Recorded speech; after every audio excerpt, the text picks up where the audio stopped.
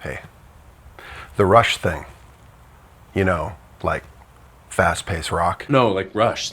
Like the band Rush. I don't know them. The Rush thing. Recently, Geddy Lee and Alex Lifeson of Rush announced that they were going to go back on tour after 10 or so years, and after losing their longtime drummer, Neil Peart. I've always been a really big Rush fan since I was a little kid. And since this announcement, I've noticed that there's been a lot of, well, at least the people that are commenting, but you see comments and posts and stuff like that of people having kind of mixed feelings about the whole thing. And this is, again, we're talking about such a small slice of probably the Rush fan base, but it has caused me to kind of do a little bit of reevaluating, not reevaluating, but just kind of thinking about Rush and my relationship with Rush and how I see them, what kind of band I see them as, and the body of work that they've created, the performances that they've done. They've been largely known as a touring band since the mid-'70s or even late 60s, if you want to count all the bar band stuff prior to them releasing albums. So they're bringing on the road a new drummer, Annika Niles.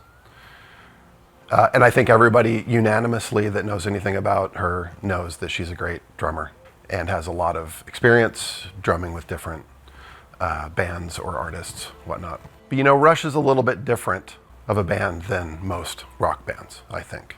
And what that means, I guess, is that it's causing this mixed feelings around what does it mean to tour with a different drummer, Neil Peart's drumming is not your typical, rock drumming. Even though, at a distance and you listen to the songs and just the hits and that kind of stuff, people may not really, look at it that way, except for the people that have really gone deep into Rush and grew up with Rush and really, really analyzed Rush, like this guy. Neil's drumming is more of a real integral or orchestrated part of the songs, like very much so written parts for the songs. They're not just standard drum beats that you could apply to really any song. A lot of the drum beats in a lot of the Rush songs are very intentional. They're orchestrated. They're really unique to that song. So what does it mean to bring a new drummer in to play along to those songs? There are tons of people on the internet that are very good, prolific drummers and are really good at drumming Neil's written parts very well. I have a bunch of videos as well that I attempt to drum to his parts to varying degrees of success, I guess. Me drumming to Rush is really kind of more of a workout. It's a way to kind of get a little bit of cardio in while not feeling like you're getting cardio in, I guess. A lot of the drum parts are pretty intense, at least the way that I drum them. So my goal in drumming to Rush has never really been, I want to do it exactly how he does it, and I'm going to analyze exactly how he does it. So it's more of the way that I've kind of taught myself to drum to these parts. I try to stick to the way that he played them and think about how he played some of the fills and some of the different parts. But, I've, over the years of playing to these songs, have developed my own little kind of methods for playing to them, which are not always completely in alignment with what's on the album. Back to the whole touring thing. I feel like there's a spectrum of people that have opinions about how they think or what they hope to see in kind of a pseudo Rush reunion thing with a new drummer. It seems like there's one side of the spectrum where people are like, hey, they're choosing the drummer, whatever they want to do, it's going to be great. I'm just there, Rush, woo, Rush, Rush. And then there's kind of the other side of the spectrum, the extreme of the other side of the spectrum, which is, man, I don't know. It's hard to, replace Neil. And I guess what that means is, what do? Do you get somebody that's capable of playing all of his parts as they were written and is going to hold true to the way that those songs were arranged and the drum fills and the drum parts and that kind of stuff to the best that they can, to try to recreate that thing that Neil did? Or is it going to be up to interpretation as to is she going to drum the way that she wants to drum to those songs? I'm sure there's tons of rehearsal happening, and I'm sure that they're trying to figure out these, the answer to these questions, like what key moments do you really need to have in the song so that it still maintains the original spirit of the song, versus like what parts can we do where she can bring in her own thing and not, you know, then there's the whole like reimagine. Are we reimagining these songs as if it was with new drum parts? You know, like that's, anyway, there's this spectrum of people that kind of feel that way.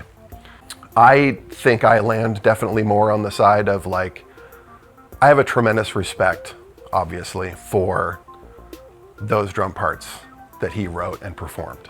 And if I'm gonna go see Rush live with a new drummer, I'm really hoping that like 80+% of what she plays is gonna be in the spirit or as closely to what Neil wrote originally. When I go to a Rush concert, and I think a lot of fans would agree with me on this, when I go to a Rush concert, it's not just for, you know, going to see one of my favorite bands live, but it's also to like see if they can pull off performing what they recorded on the albums, right?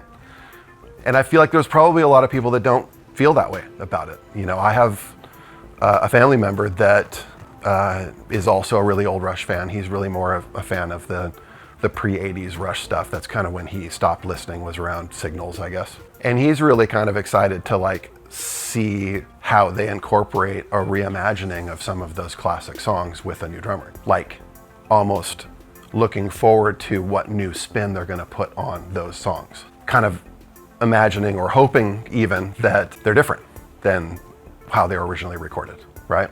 And when you like look at that way of like seeing a live band, it seems like that's really the way that I see seeing like a fusion band or a jazz band or something where it's, you know, these, or a jam band. You know, oh, even, there's even a lot of rock bands that are more jam bands. You know, to the extreme of that would be like Grateful Dead or whatnot, where every concert's a different, you know, every time they play a particular song, it's different, right? Frank Zappa, same sort of deal. Even though Frank Zappa, from everything that I know about him, is he was very deliberate in the performance. And I think he put it like, there are certain key moments in the music where it needs to all be coordinated and it's gonna be how it was written originally. But then there are places in the songs where it's opened up to be improv'd, you know, or reimagined or exploratory, right? And it's very, to me, at least from my perspective, it's a very jazz way of looking at things. You know, jazz is very much like each member is going to kind of go off and do their little solo thing, even though they're playing to like kind of a standard thing. And there are cues that, you know, they give each other to know like when I'm done with my solo or when I'm done or we're ready to go to this next part. Having been in bands, there is something magical about being able to do that sort of a thing where you can kind of have this moment where it's kind of on the fly creation of something, right? And all the people playing the music are able to give each other a cue. There's a relationship where, you know, there's certain things to look at, a nod or like certain key things that a particular person will do in the song that kind of keys like, oh, we're going back into the next part, right? Well, to me, Rush has never been a band that's like that at all. In fact, Rush is kind of the opposite of that, which is like I was saying, it's about, they wrote these songs and recorded these songs, and the live show is these crazy complicated songs, we're gonna try to play them the best that we can, adding that live energy to it, but still staying true to the way that the song was written and recorded, right? For someone like me, like, I really hope to see a good balance, definitely on the true to the original recording side of the spectrum. I don't think I'm alone in that.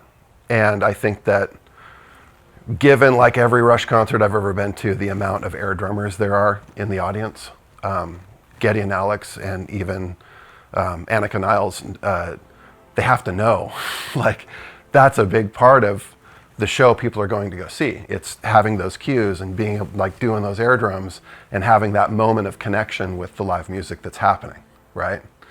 And I feel like if they diverge too far away from the original, you know, song structures or key moments or drum fills and that kind of stuff, that people are gonna, oh, that thing that I was always counting on being there in the song, it's not there. which can be a bummer, right? Because it's like you're missing that experience. Whereas, you know, a Rush concert, that's really been a huge part of the experience, at least for a percentage of the audience, you know? You know, I think, you know, all different bands kind of fall on that spectrum differently, you know?